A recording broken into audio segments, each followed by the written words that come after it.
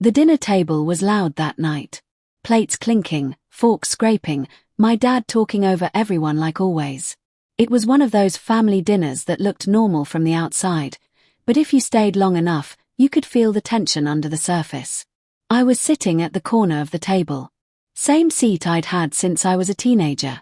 Same role too. The invisible one. My sister was talking about her new job. My mom kept nodding proudly, interrupting just to add details that made my sister sound even more impressive. My dad smiled in that tight way he did when he thought the family image was holding together. No one asked how my week was. They never did. I had moved back in 6 months earlier after my apartment lease ended suddenly. I told myself it was temporary, just until I figured things out. I paid my share. I cleaned. I cooked. I stayed out of the way. I thought that would be enough. Halfway through dinner, my dad cleared his throat. That alone made my stomach tighten. He didn't do that unless something important was coming. So, he said, leaning back in his chair, arms crossed. We need to talk about your living situation. The room went quiet. Even my sister stopped chewing. I looked up. Okay. My mom sighed dramatically, like this conversation was already exhausting her. It's just, this house isn't meant for long-term guests. Guest. That word hit harder than I expected. I live here, I said carefully. I help out. I pay. My dad cut me off. That's not the point. He glanced at my mom, then back at me. We've decided you have 2 options. I waited. You can take the guest room, my mom said, pointing down the hallway like she'd already planned it out. Smaller space. Less presence. The way she said presence made it sound like I took up too much air just by existing. And the second option? I asked, though I already felt the answer coming. My dad didn't hesitate. Or you move out. My sister shifted in her chair but didn't say a word. She stared at her plate like this wasn't happening right in front of her. I laughed softly, not because it was funny, but because my brain didn't know what else to do. You're serious? I asked. My mom shrugged. You're not a kid anymore. You should be grateful we even let you stay this long. Let. That word again. I looked around the table. The same walls I grew up staring at. The same kitchen where I learned to cook because no one else wanted to. The same house where I'd celebrated everyone else's milestones, but somehow never mine. So, I said slowly, you want me to downgrade to a guest room or leave?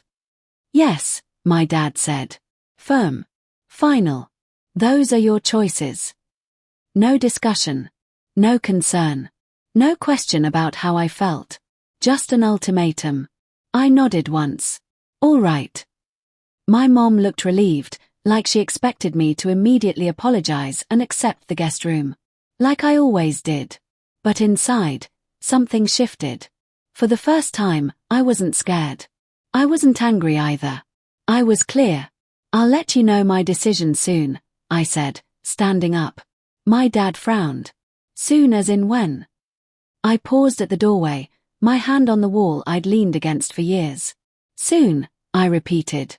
They didn't know it yet, but that dinner had just changed everything. And whatever choice I made next wouldn't be the one they expected. That night, I didn't sleep. Not because I was angry, but because my mind wouldn't stop replaying the dinner. My dad's voice. My mom's sigh. The way my sister avoided my eyes like silence could erase what had just happened. Guest room. Move out. I lay in my childhood bed staring at the ceiling, counting the cracks I'd memorized years ago. It hit me then, this room had never really been mine. It was borrowed space. Conditional space. Just like my place in this family. The next morning, my mom acted like nothing had happened. She hummed while making coffee, slid my dad his mug, and asked my sister what she wanted for breakfast. I poured myself cereal. No one spoke to me. That was their way. If they ignored something long enough, it would disappear, or I would. Around noon, my dad knocked on my door. He didn't wait for an answer. So, he said, leaning against the frame. Have you decided? I looked at him. Really looked. This man who taught me how to ride a bike but never how to stand up for myself. Who always said he was being practical when what he really meant was being cold. I'm thinking, I said. He nodded, like that was acceptable. Just remember, we're trying to help you grow. Grow. I almost laughed. Later that day, I started packing. Not fully, just quietly sorting. Old notebooks. Clothes I hadn't worn in years. Things I'd kept because I didn't know who I was without them. My sister walked in without knocking. She scanned the half-packed boxes. Wow, she said. You're really being dramatic. Am I? I asked. She crossed her arms. Mom and Dad are just asking you to take the guest room. It's not like they kicked you out. I met her eyes. Would you take it? She didn't answer. Instead, she said, you always do this. Make everything about you. That one stung. Because my entire life had been about not making things about me.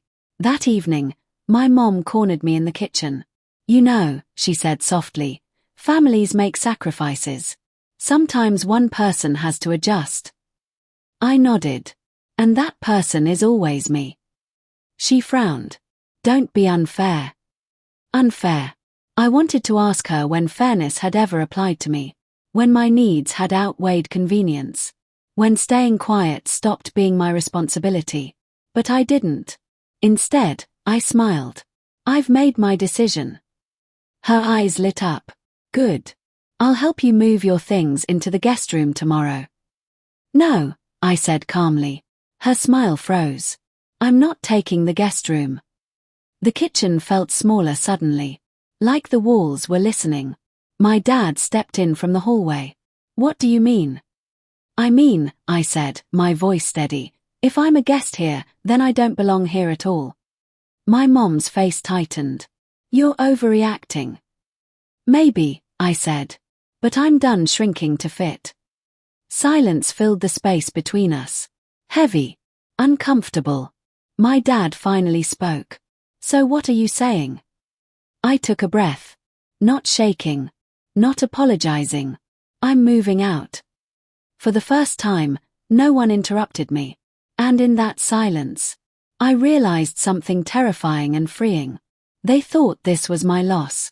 They had no idea what I was walking toward. I moved out 2 days later. No fight.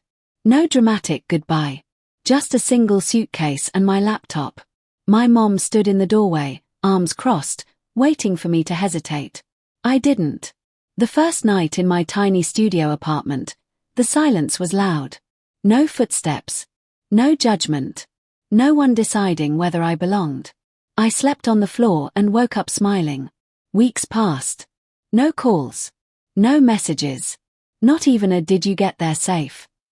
That hurt, but it also confirmed everything I already knew. I rebuilt quietly. I poured my energy into work. The project my parents said was a waste of time landed its first client. Then another. Then a contract big enough to cover 6 months of rent. One night, my dad texted. So, how's the guest room? I didn't reply.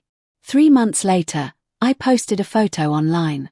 Nothing flashy, just a desk by a window, coffee in hand, city lights glowing behind me. Caption. Finally home. My mom called within minutes. We didn't mean it like that, she said quickly. You know that. I looked around my apartment. My space. My rules. I know exactly how you meant it, I replied. And I listened. She was quiet. Then, softer, you can always come back. I smiled. Not bitter. Not angry. No, I said. I already moved on. I hung up before she could respond. That night, I realized something important. They didn't lose a child because I left. They lost control. And for the first time in my life, I wasn't a guest anywhere. I was home.